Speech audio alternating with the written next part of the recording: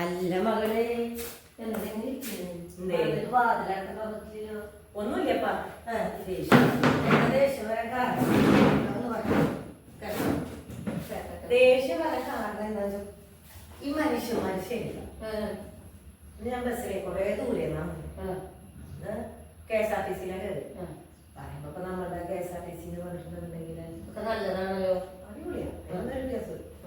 പക്ഷെ ഇപ്പോഴും അവിടെ ഞാൻ വന്നിട്ട് നിൽക്കുമ്പോ ദൂരേന്ന് ഞാൻ എറണാകുളത്തുനിന്നായിരുന്നു. അപ്പൊ ഞാന് ബസ് കയറി കഴിഞ്ഞപ്പോ ഒരു സ്ത്രീകളുടെ സീറ്റില് ആൾക്കാരിരിക്കുന്നത് ഒരു ഉണ്ടാവുന്ന വിഷയം തന്നെയാണ്. പക്ഷെ എനിക്കത് ദേഷ്യം വന്നത് എന്താ വെച്ചാല് അല്ല ഭർത്താവിന്റെ ഒരു ശല്യം. അപ്പൊ കേറി അയാളുടെ മകളുടെ സ്ത്രീ അതൊന്നും നമുക്ക് എതിർപ്പില്ല. ഇപ്പത്തെ വേറൊരു സ്ത്രീ ഇരിക്കുന്നുണ്ട്, സ്ത്രീകളുടെ സീറ്റാണ്. അപ്പൊ ഞാൻ കുറച്ചേരം നിന്നപ്പോ എനിക്ക് മുട്ടുവേനുണ്ട്. ഞാൻ പറഞ്ഞു മുട്ടുവേനെന്ന് പറയാൻ പറ്റില്ലല്ലോ. അപ്പൊ ഞാൻ പറഞ്ഞു ഒന്ന് മാറിയിരിക്കോ, എന്താണ് ഇത് സ്ത്രീകളുടെ സീറ്റല്ലേ, നീക്കി വെച്ചപ്പോ വേറെ സീറ്റുകളില്ലല്ലോ അവർക്ക് ഇരിക്കാനായിട്ട്. അപ്പൊ ഞാൻ പറഞ്ഞു അല്ല, പക്ഷെ സ്ത്രീകളുടെ സീറ്റല്ലായിരുന്നു. അപ്പൊ പറഞ്ഞു എന്റെ ഏകദേശം പ്രായം തന്നെ ആയിരിക്കും, കാരണം ആ മകൾക്ക് എന്റെ മകളുടെ ഒക്കെ പ്രായം തന്നെയാണ് സാധ്യത, അതിന് ചെറുതാവാൻ സാധ്യത. അപ്പൊ പറഞ്ഞു ഞങ്ങൾ ഇപ്പൊ ദൂരെന്നാ പറഞ്ഞത്, മറ്റുള്ള പെണ്ണുങ്ങൾക്കൊന്നും ഇല്ലാത്ത ആൾക്കാർ എന്താ നിങ്ങൾക്ക് ചോദിച്ചു. മര്യാദ വർത്താനം കാണുന്നതല്ല മാന്യനാണ്.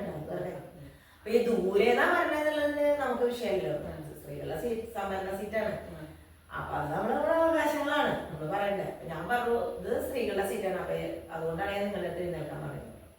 അപ്പൊ അയാളുടെ അടുത്ത് പറഞ്ഞു എന്താണ് ഈ ബാക്കിയുള്ള പെണ്ണുങ്ങൾക്കൊന്നും ഒരു കുഴപ്പമില്ല, പിന്നെ നിങ്ങൾക്ക് മാത്രം കുഴപ്പം. നിങ്ങളൊരു കാര്യം ചെയ്യും, ഈ ആണുങ്ങളുടെ സീറ്റിൽ ഇരിക്കുന്ന പെണ്ണുങ്ങളെ ഏൽപ്പിക്കാം. പിന്നെ അവിടെ നിങ്ങൾ തെറ്റി പറഞ്ഞത് ആണുങ്ങളുടെ സീറ്റല്ല, അത് കോമൺ സീറ്റാണ്. അപ്പൊ അത് നിങ്ങൾ പറയണത് ശരിയല്ല. അപ്പൊ ഇതിൽ ഓരോ സമ്മാനം കണ്ടില്ലേ, അമ്മയ്ക്കും കുഞ്ഞിനും ഗർഭിണികൾ അതൊക്കെ കഴിഞ്ഞിട്ട് പിന്നെ വേറെ സീറ്റുകളിലൊന്നും എഴുതാത്തത് അത് കോമൺ സീറ്റാണ്.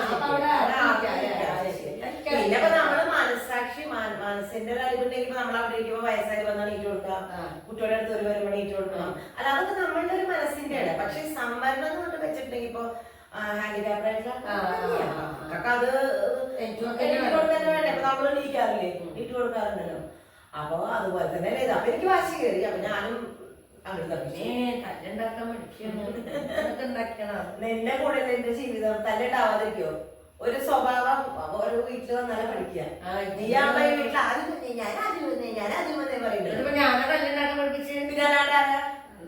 കിടന്ന് കച്ചറ കണ്ടതാരാ.